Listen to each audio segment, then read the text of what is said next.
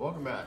Today we're in the TABE Success book and we're on page 15, and this is the first video. There's going to be two, so make sure you watch both before you start working on page 15. So a few things just to review. 0 plus any number is still the same number. So for example, 6 plus 0, 6. 7 plus 0, 7. 0 plus 8 is 8. And you know, that makes sense. If you add nothing to anything, well, you're still at the same place you started. Now, in addition, it doesn't matter how you add, in what order. These are called, if you really want to get technical, addends, okay? And this is your sum. So if you go 7 plus 4, that's going to equal 11.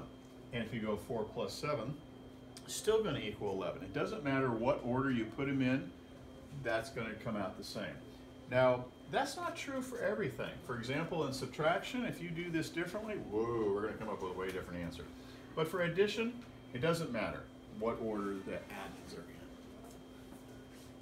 in. Next, we can kind of take that, and from there, it doesn't matter what order you add numbers in if you have groups of numbers. For example, if I were to add these two numbers first, this would be 9, and 9 plus 3 is 12.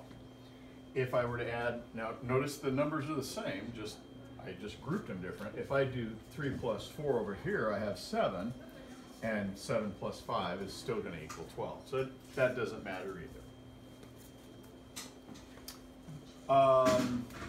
Another example here, if you have numbers, you can take groups of numbers and you can pull out numbers out of order. For example, I could go 8 plus 5 is equal to 13, and then I could go 6 plus 2 is equal to 8.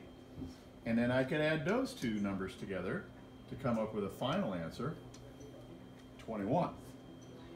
If I did it different, I could go 6 plus 5 is 11, and 8 plus 2 is 10, and I'd still come up to 21. So if you have groups of numbers, feel free to use that little trick.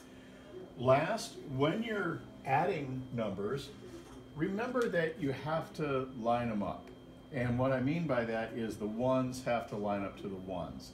Notice how I've been very careful here to make sure my ones are all lined up, 7, 7, 9. My 10s are all lined up, 9, 1, 0. See how I line those up? Here I have a 4 and a 3. That's my hundredths spot, and I've lined those up. So be careful that you line them up when you're doing your addition. Oops, I'm sorry, there is one more thing. When you're doing addition, you can always check it with subtraction. Example, 25 plus 17 is 42.